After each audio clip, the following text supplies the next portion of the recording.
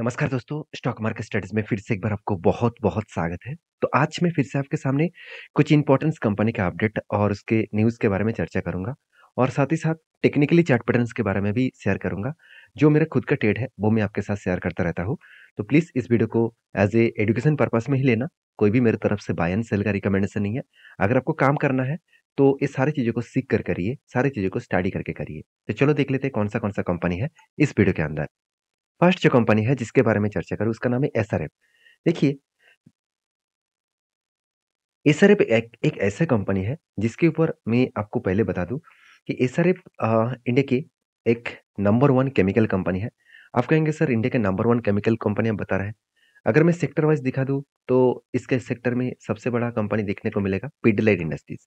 Obviously Pidilite एक chemical company है, फिर भी पिडिलाइट का जो सेक्टर है, मतलब पिडिलाइट जिस सेक्टर के ऊपर काम करते हैं वो एक्चुअली अधिसब सेक्टर के ऊपर कंपनी काम करते हैं।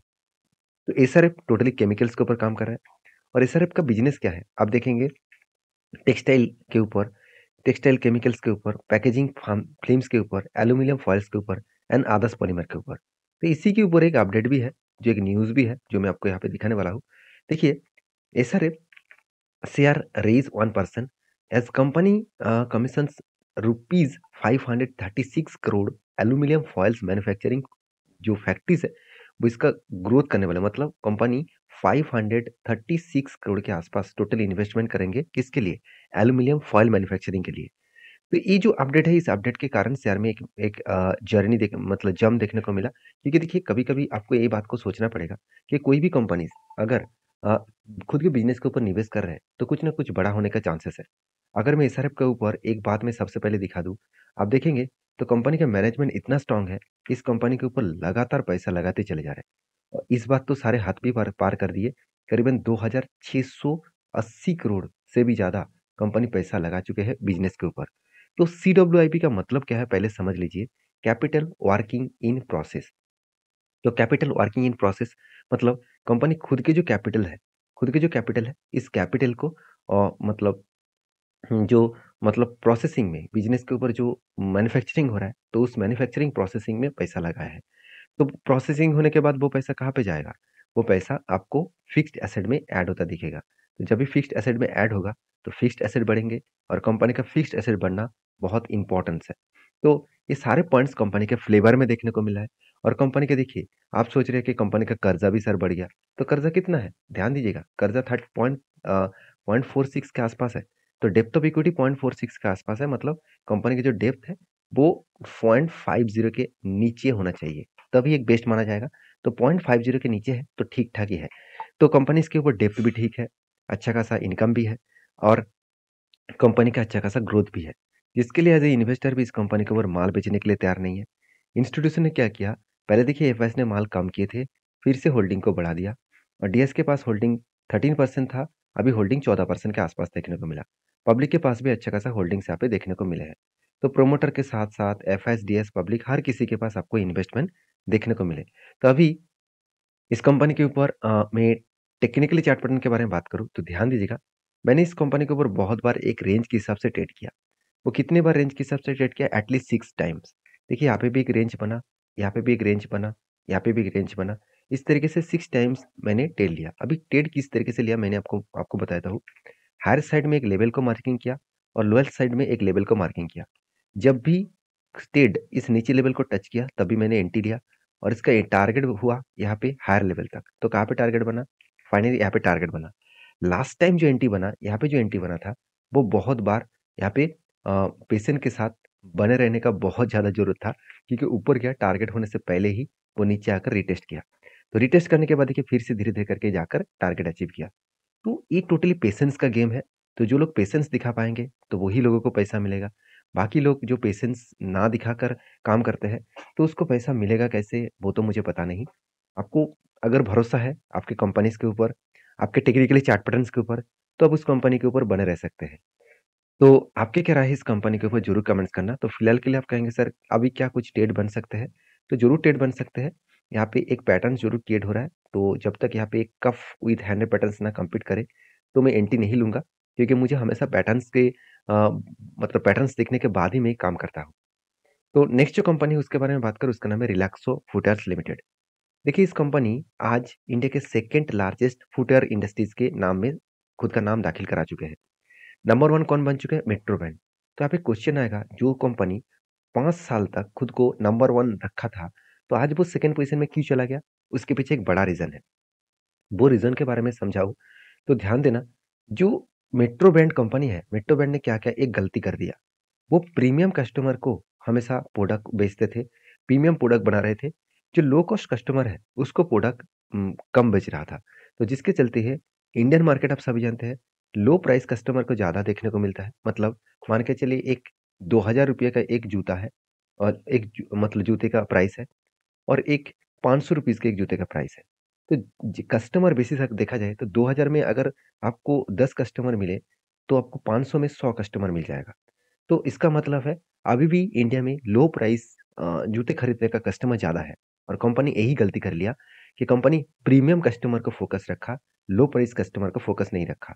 तो मैनेजमेंट ने ये कहा कि उन्होंने जो जो मार्केट शेयर खोई है, जो इस कारण के वजह से, तो फिर से 2025 से पहले वो मार्केट शेयर को रिकवरी करेंगे।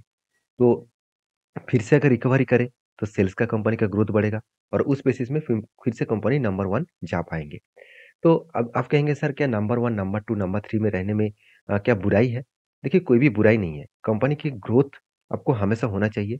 तो इस कंपनी का अगर मैं ग्रोथ के बारे में बात करूँ, तो सेल्स तो बढ़ रहा है, बिल्कुल बढ़ रहा है। मगर देखिए, पिछले क्वार्टर्स में जो सेल्स हुआ था, उससे कंपनी का सेल्स इस बार कम हो गया।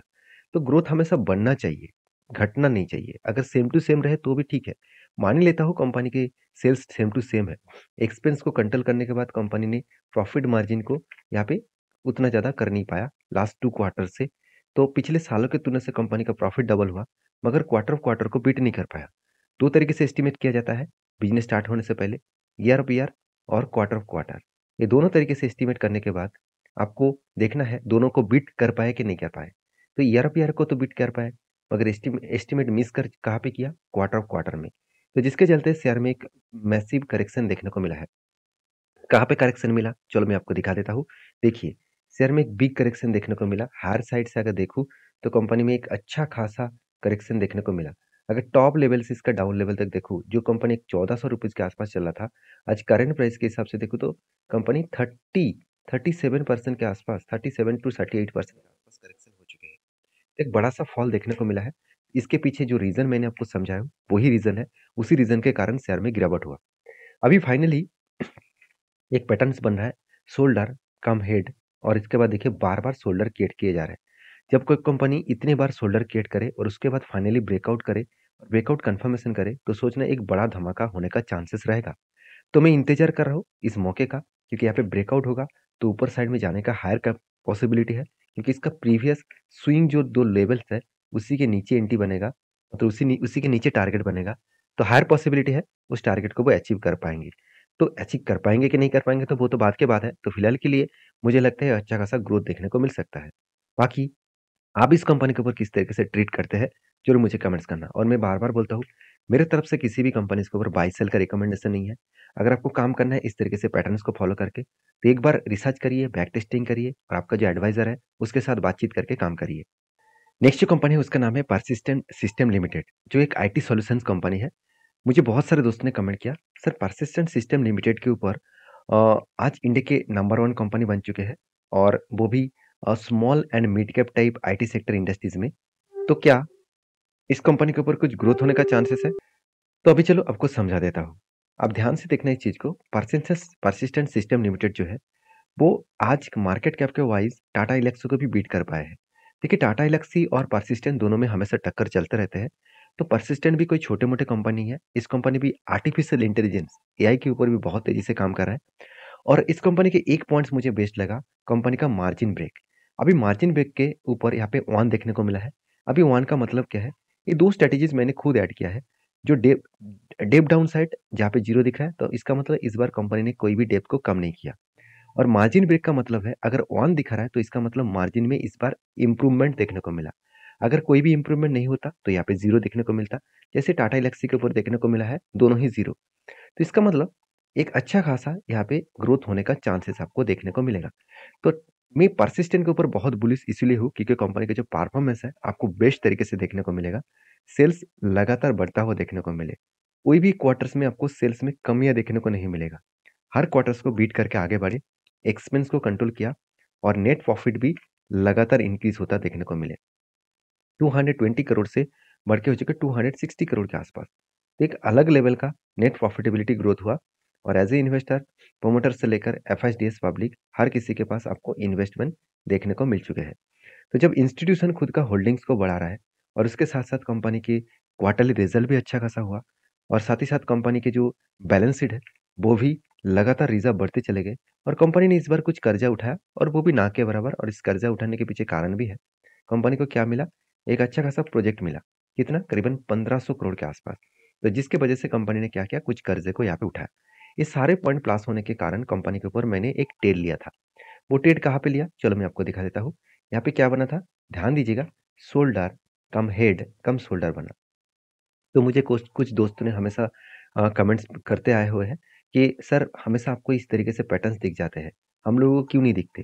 देखिए आप लोगों को भी दिखेगा, आप प्लीज़ ध्यान से इस चीज़ों को सो मतलब चार्ट को ध्यान से पढ़िए, तो आपको सब कुछ देखने को मिल जाएगा। हाँ, फर्स्ट टाइम थोड़ा-सा ये दिक्कत हो सकते हैं, आप बारीकी से मेरे वीडियो को देखेंगे, तो उसके बाद आपको खुद पता चलेगा कि आपको किस तरीके से पैटर्न्स के ऊपर काम करना है। फाइनली देखिए यहाँ पे क्या हुआ, यहाँ पे फाइनली ब्रेकआउट हुआ और उसके बाद इस कैंडल ने ब्रेकआउट कन्फर्मेशन किया। तो कन्फर्मेशन होने के बाद देखिए थोड़ा-सा रिट्रेसमेंट भी किए।